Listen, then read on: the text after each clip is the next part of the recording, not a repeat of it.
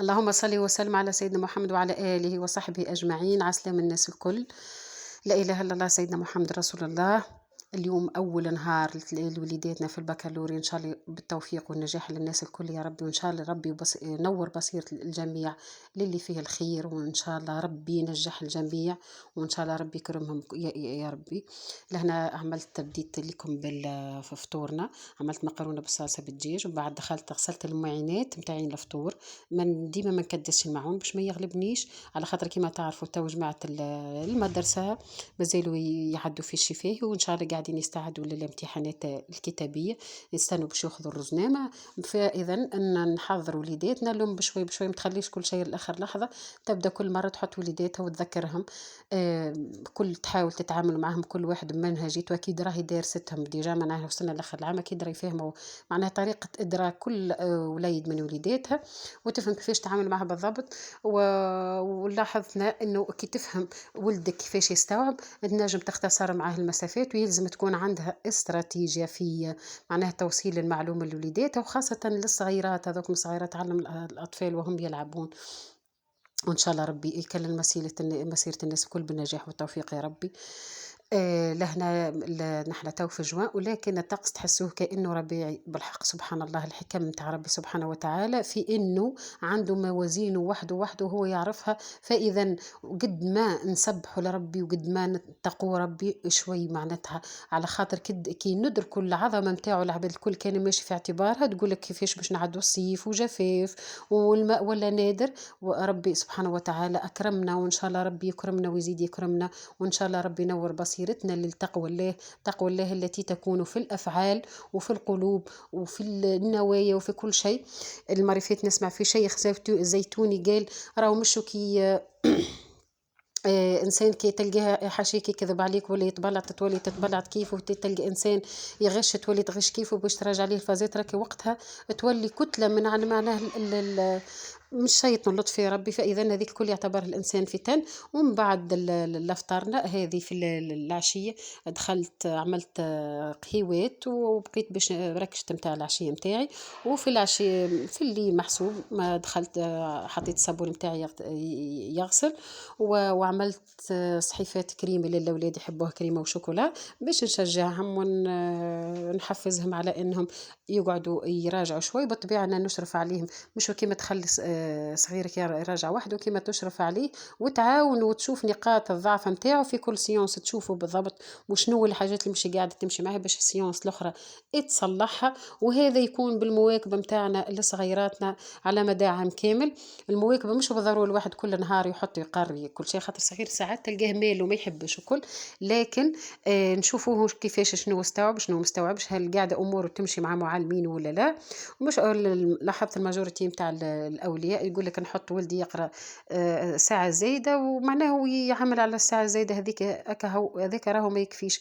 مع الساعة الزايدة هذيك يلزم ثم رتوش في الدار تشرف عليها الأم، باش أي المعلومة الرتوش هذيك علاش باش المعلومات اللي شافها في القسم ترسخ في ذهنه. ربع ساعة توب يكفي، مش بالضرورة استنزاف الجهد الصغيرات، على خاطر عام كامل معناها أبين الواحد يبقى يحرر الآخر العام.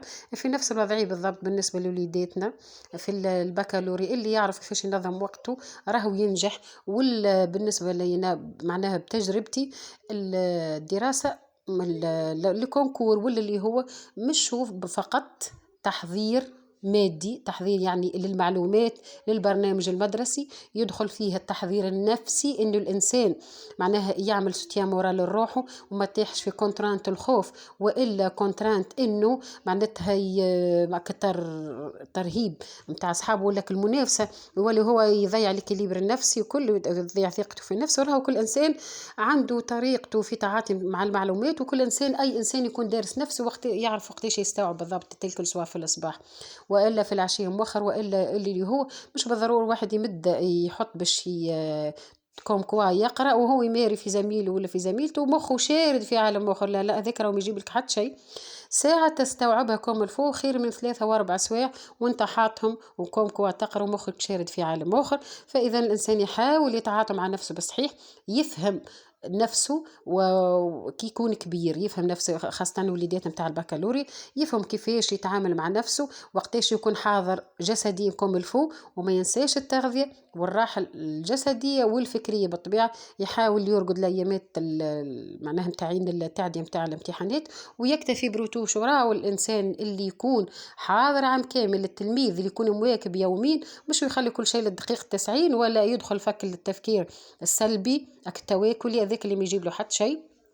بالعكس، كي يكون دارس نفسه يعرف كيفاش يتعامل مع نفسه، يعرف وقتاش يستوعب المعلومة، ما يرهقش نفسه. وكثلاث عوامل هذيك، العامل الفكري، العامل الجسدي، والعامل النفسي، يراوي يخلي أي إنسان ينجح في أي دومين، وخاصة دومين الدراسة. مش يتعب عام كامل، يتعب وفي الآخر يضيع كل شيء، ويكون فريسة معناها لحظة متاع ضعف. لا، ننجح الساعة بعد يعمل ربي دليل الكل. لا إله إلا الله سيدنا محمد رسول الله. هذا مسحفات الكريمة حضروا.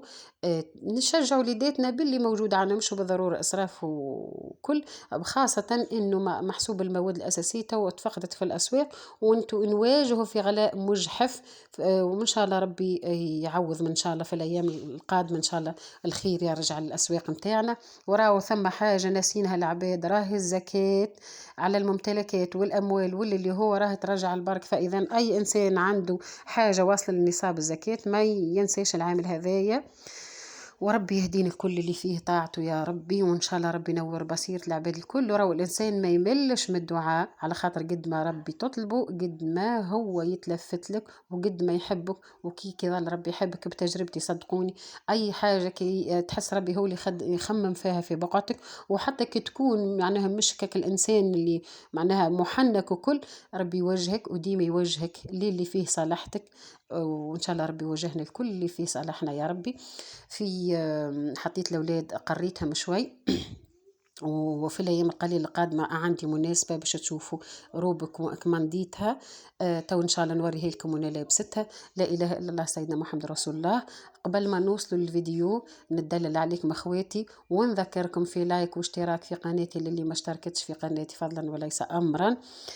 لا إله إلا الله سيدنا محمد رسول الله. كما وعدتكم قبل راني نوصل 50 مشتركنا، مش مقالقني معناها تو طول المسافة. نوصل 50 مشترك نحل لي كومنتير ونتواصل معاكم بالطبيعة، نتعرفوا على بعضنا أكثر وأكثر. هذا ولدي صغير، ولدي هذاك يقرأ سنة أولى، قاعد نتعامل معه بشوي. ما وصل لآخر العام كان معناتها بريسك تمكن. العام الجاي إن شاء الله كي يدخل سنة ثاني ما نتعبش معاه، وكبت لها أسنان بشوي بشوي، وإن شاء الله ربي يكمل. بنتي هذه تقرأ سنة ثالثة، ديما نحطهم نحاول نوفق ما بيناتهم، وإن شاء الله ربي يوفق الجميع يا ربي. لا إله إلا الله سيدنا محمد رسول الله. تو بريسك وصلت بكم لنهاية الفيديو. أستودعكم الله الذي لا تضيع ودائعه. هذه الروب اللي كنت نحكي لكم عليها، روب ساندريلا، تو إن شاء الله نوريها لكم لابستها. أخذيتها من قناة يوتيوب، عجبتني الكاليتي قماش والفصالة والفلوري طالع عسنا. وإن شاء الله كل إنسان يلبس بالصحة والفرحة، وفي أمان الله وبسلامة.